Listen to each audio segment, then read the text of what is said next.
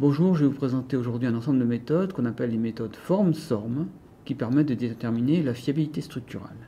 La fiabilité structurale se place à l'interface entre trois disciplines. La mécanique des structures qui permet de définir le critère de défaillance auquel on s'intéresse, les statistiques qui permettent de définir les distributions des variables qui nous intéressent, et les probabilités qui permettent, grâce à des outils probabilistes, de faire le lien entre les fonctions de performance, les statistiques et finalement la probabilité de défaillance qui définit la fiabilité. La fiabilité structurale, c'est également un domaine collaboratif dans lequel on a besoin de définir les fonctions de performance qui sont généralement associées à des modèles plus ou moins complexes de comportement structural, modèles par exemple aux éléments finis. Nous avons également comme ingrédient, bien sûr, les lois de probabilité et tout ce qui concerne la caractérisation statistique des variables. Et comme troisième élément, les outils probabilistes qui vont venir faire le lien entre l'ensemble, comme je l'ai dit précédemment. Ce lien-là doit être fait avec attention, puisqu'il faut définir de manière cohérente les lois de probabilité avec les modèles, et les outils probabilistes avec le type de variable qu'on utilise, champ ou variable aléatoire. Nous allons voir dans cette présentation quelques notions élémentaires, les indices de fiabilité et l'estimation de la probabilité de défaillance, pour finir sur quelques conclusions. La probabilité de défaillance nécessite de définir tout d'abord une fonction de performance. Cette fonction de performance doit être positive dans le domaine de performance, négative dans le domaine de défaillance et nulle à l'interface entre les deux. Et cette interface est importante, elle caractérise ce qu'on appelle la frontière ou la surface d'état limite. En général, on va s'appuyer sur deux modèles. Un modèle de résistance qui va donner ce qui est la ressource, et puis un domaine de sollicitation qui va représenter ce qui est la demande dans le problème qui nous intéresse. On peut associer R et S de manière très simple, sous forme par exemple de différence entre R et S, sous forme de produit ou sous forme de logarithme. Une fois qu'on a défini ces fonctions-là, on peut calculer la probabilité de défaillance comme étant l'intégrale multidimensionnelle sur le domaine de défaillance de la densité de probabilité conjointe des variables aléatoires. Ça peut se faire très bien dans l'espace physique ou dans l'espace standard. Et justement, on va voir maintenant la différence entre l'espace physique et puis l'espace standard opérationnel. Si on se passe dans l'espace physique, on va représenter ici en orange la séparation entre le domaine de performance et le domaine de défaillance. Et on va représenter également sur ce même graphique les densités de probabilité des variables qui nous intéressent. Ici, on n'en prend que deux pour la simplification de l'explication.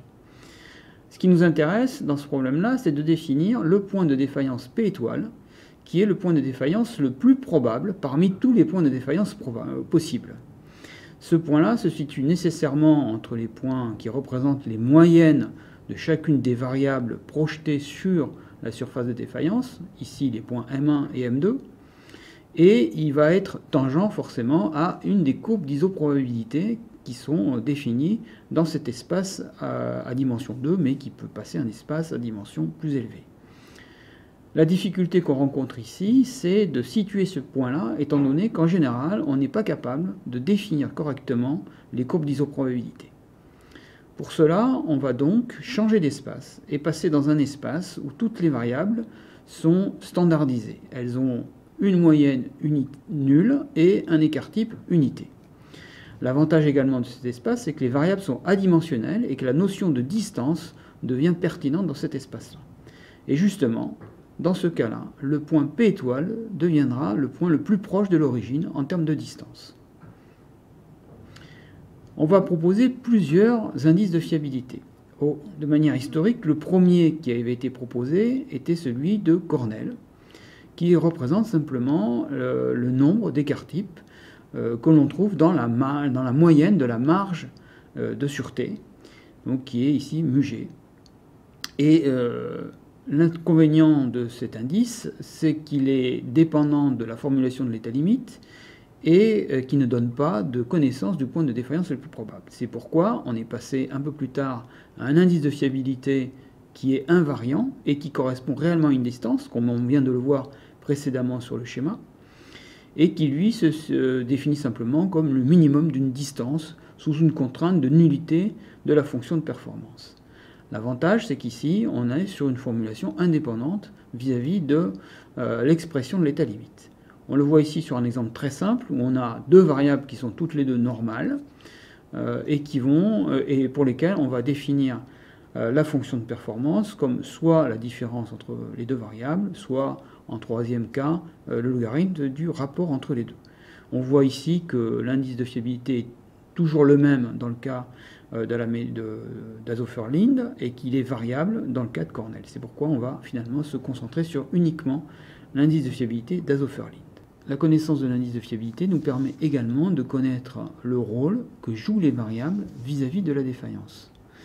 Si les coordonnées du point P étoile sont positives, pour certaines variables, cela veut dire que ces variables doivent augmenter pour que la défaillance soit produite, et ce sont des variables donc qui ont un rôle de sollicitation, dit S. Si au contraire les coordonnées sont négatives, ça veut dire que les variables doivent réduire pour conduire à la défaillance, et donc dans ce cas-là, ce sont des variables qui ont un rôle dit de résistance, rôle R. D'autres informations peuvent être déduites, comme notamment les facteurs d'importance qui donnent l'importance que jouent les variables vis-à-vis de la fiabilité, mais également d'autres sensibilités peuvent être déterminées via l'indice de fiabilité, comme la sensibilité aux paramètres de la fonction d'état limite ou la sensibilité aux paramètres des lois de distribution. Prenons ici un exemple de fonction de performance qui correspond à la carbonatation de l'enrobage des structures en béton.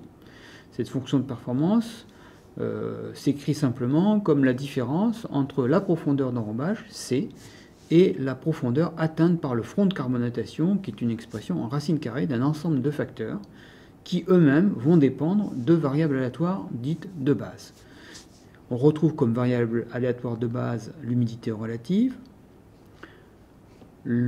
qui est RH, C qui est l'enrobage, la profondeur d'enrobage, CO2 qui correspond à la pression de dioxyde de carbone dans l'atmosphère, et R inverse AC, R-1 AC, qui est la susceptibilité à la carbonatation du béton qui nous intéresse.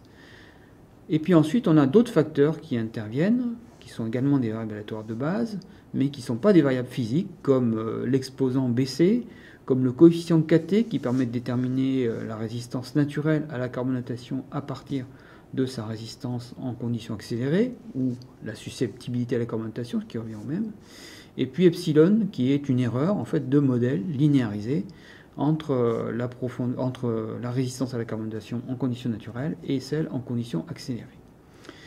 Si on regarde le rôle joué par les variables, que l'on voit ici dans la colonne où on voit des R et des S qui apparaissent, eh bien on voit que trois variables sont du côté des variables résistantes et les autres sont du côté des variables dites sollicitantes.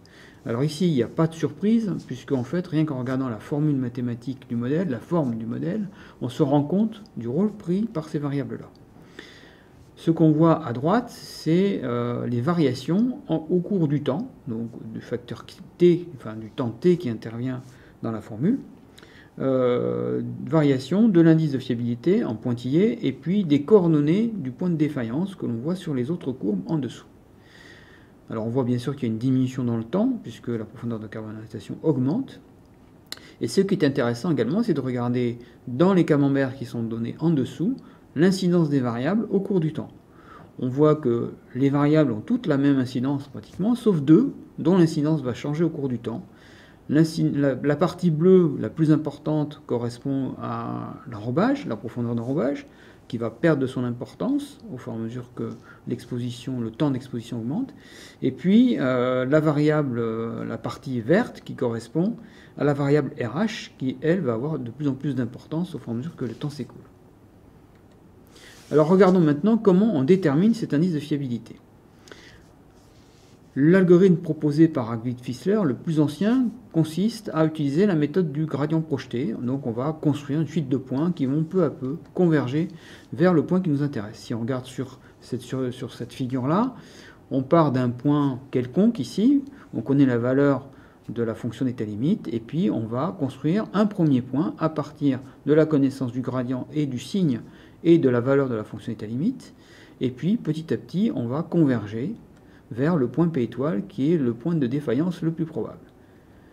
On a des critères d'arrêt qui peuvent être associés soit à la valeur de l'indice de fiabilité, soit à la proximité des points successifs.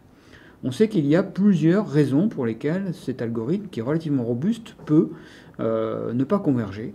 S'il existe plusieurs minima locaux, si on a des singularités fortes de la surface d'état limite, ou bien des imprécisions numériques dans le calcul du gradient. Alors pour améliorer tout ça, certaines modifications ont été proposées sur cet algorithme par différents auteurs qui proposent soit d'optimiser le pas de descente, ça c'est l'algorithme de Zhang et d'Erkki-Horrigan, soit d'utiliser une solution dérivée de la méthode séquentielle de programmation séquentielle quadratique, la SQP, donc qui consiste à déterminer les conditions d'optimalité de la valeur du Lagrangien. Donc dans ce cas-là, on va s'intéresser aussi à la quantité lambda dans l'expression que vous voyez. Et puis on a d'autres algorithmes qui ne font pas appel au calcul des gradients, comme la méthode des surfaces pivotantes ou l'algorithme du simplex, qui sont des prospections simplement géométriques dans l'espace. Alors ici, on a une comparaison des différents algorithmes sur une fonction d'état limite assez simple, en 2 dimensions, et faiblement non linéaire. Donc on voit ici, dans le tableau de résultats, l'ensemble des techniques qui sont utilisées pour déterminer l'indice de fiabilité, la valeur de l'indice de fiabilité, les coordonnées U étoile 1, U étoile 2 du point de défaillance le plus probable, la qualité de la proximité à l'égard d'une valeur nulle de la fonction d'état limite au point de performance, enfin au point P étoile, donc qui est traduite par le rapport entre la valeur au point où on arrive et la valeur initiale, et puis le nombre NC de calcul qui va intervenir et qui est aussi une marque de performance de la méthode.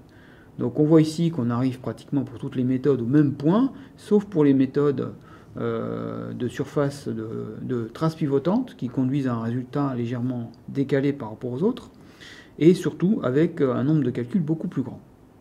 Donc ici, les méthodes qui sont basées sur le gradient sont extrêmement performantes.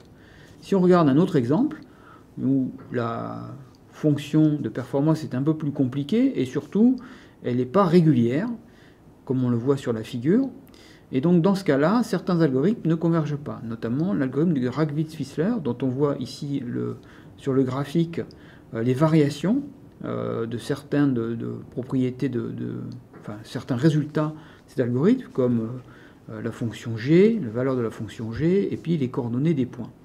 Donc on voit bien que ça ne converge pas. Par contre, les autres méthodes, elles, vont converger. Elles vont converger, donc on voit vers un indice de fiabilité qui est donné dans le tableau bêta, qui est à peu près le même pour toutes les méthodes, des points de défaillance qui sont également les mêmes en termes de coordonnées, une proximité à la valeur nulle qui est bonne, satisfaisante, mais malheureusement un grand nombre de calculs, ce qu'on peut voir dans la dernière colonne. Dans ce cas-là, les méthodes basées sur le gradient sont moins performantes que les méthodes comme la méthode du simplex qui n'est pas basée sur la connaissance du gradient. Un autre point d'attention dans l'algorithme du gradient projeté est le calcul du gradient de la fonction de défaillance.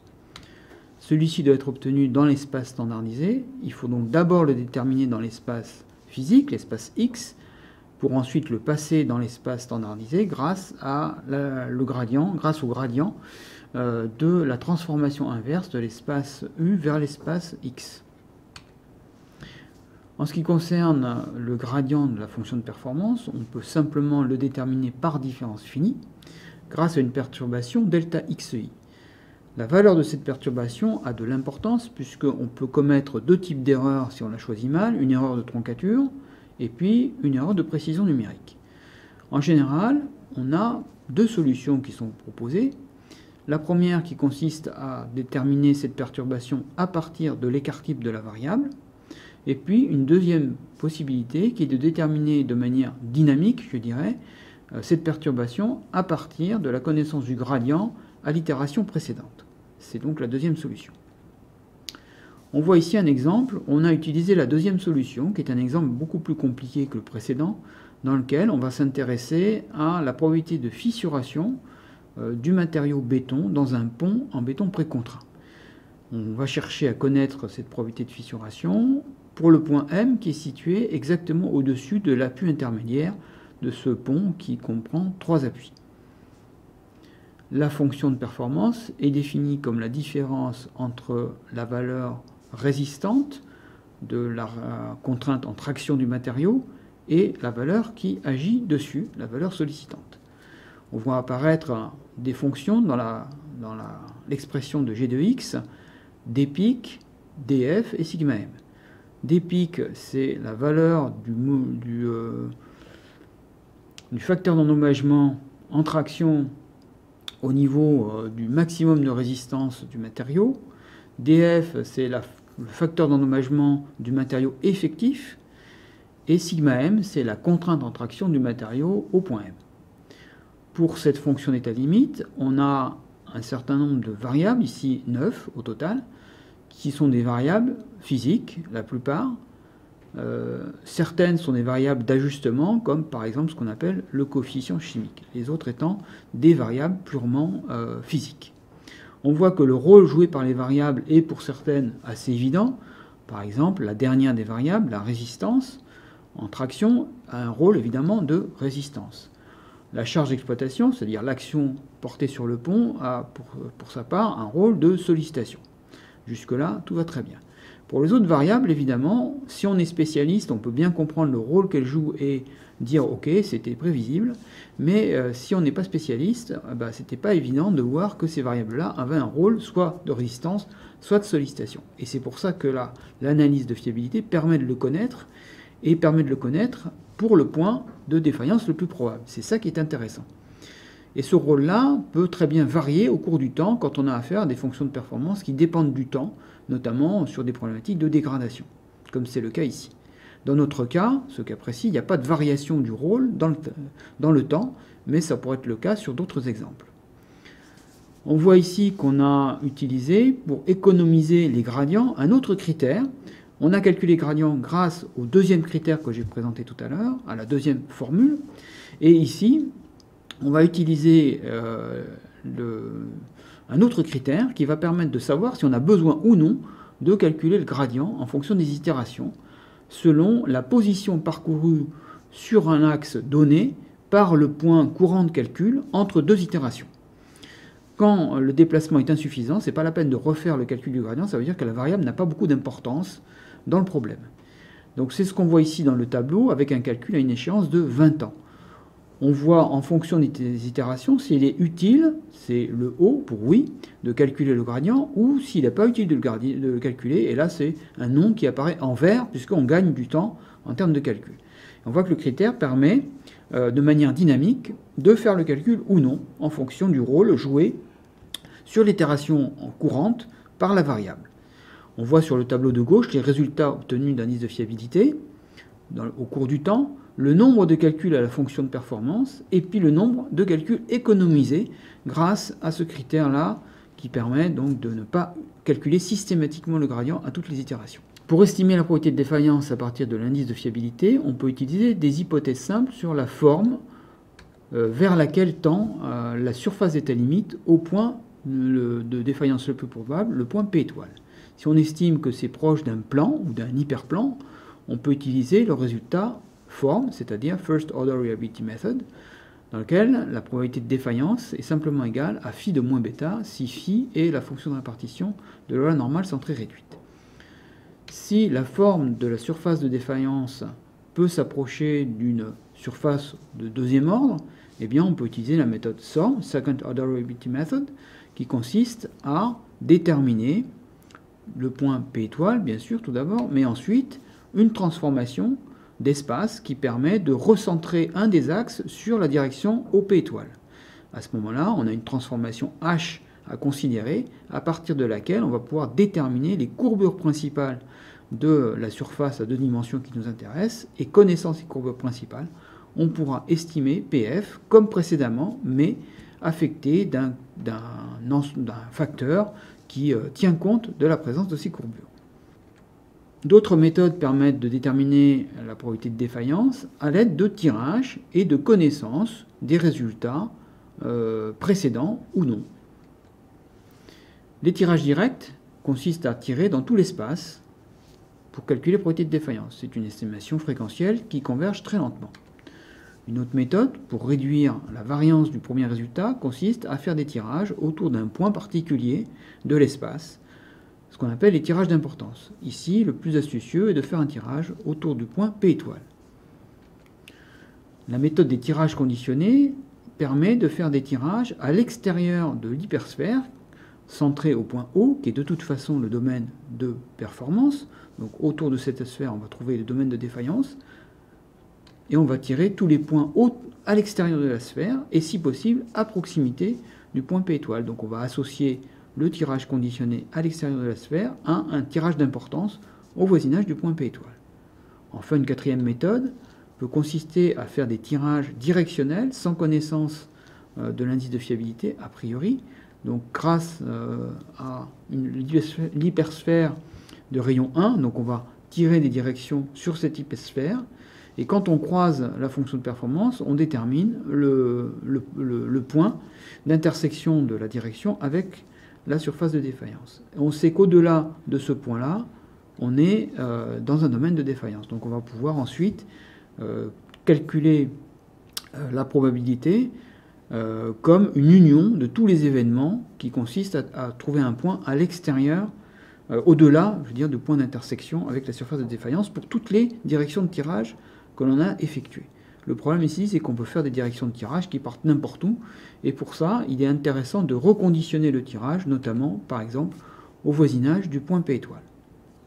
Les résultats de ces différentes méthodes sont donnés ici pour un cas simple, qui est le modèle de carbonatation que l'on a vu précédemment.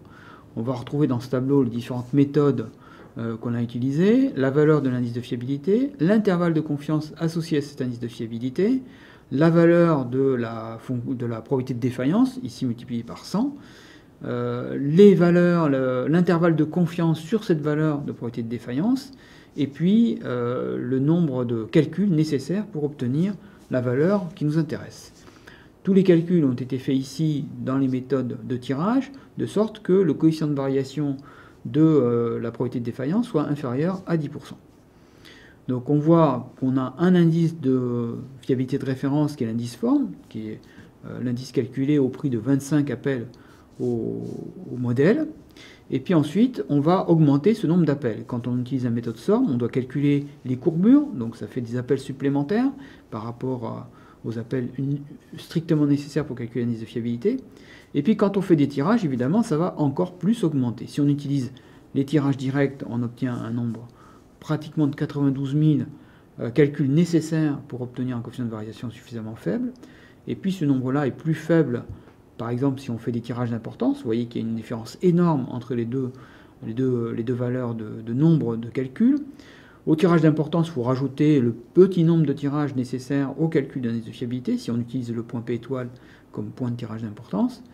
Quand on utilise des tirages conditionnés, eh bien là, vous voyez qu'il faut faire beaucoup de calculs si on tire dans toutes les directions de l'espace. Et c'est un peu la même chose quand on est sur les tirages directionnels, qui sont ici réalisés sans connaissance de l'indice de fiabilité. Donc, on voit que les méthodes forme-somme donnent des résultats corrects à coût minime, que les tirages d'importance sont efficaces si on connaît le point P étoile, et les autres méthodes sont intéressantes à condition qu'on ait des fonctions perturbées, c'est-à-dire irrégulières, pour lesquelles il serait coûteux de calculer le gradient. Sinon, c'est quand même la méthode qui est la plus intéressante. Ces méthodes de fiabilité ont été programmées dans différents logiciels libres qui sont téléchargeables sur Internet. Certains sont basés sur MATLAB avec une interface graphique comme Ferrum, Uculab. D'autres sont basés sur Python comme OpenTurns, sans interface graphique, TCL/TK, OpenSys, qui ne comprend pas d'interface graphique, ou sur des langages particuliers comme JB, qui est un langage qui permet de piloter un calcul aux éléments finis sous Castem. En conclusion de cette présentation, nous pourrons dire que l'indice de fiabilité d'Azoffer-Linde est une mesure de référence de la fiabilité et qui peut être déterminée par différentes techniques en fonction des particularités de la fonction de performance. L'estimation de la probabilité de défaillance est très intéressante une fois qu'on connaît l'indice de fiabilité, surtout si on le fait avec des techniques qui permettent de réduire la variance du résultat obtenu par tirage. Et enfin, il est important de noter que la connaissance des incertitudes peut être directement intégrée dans des problématiques d'ingénierie grâce à tous ces logiciels et toutes ces techniques-là. Merci de votre attention.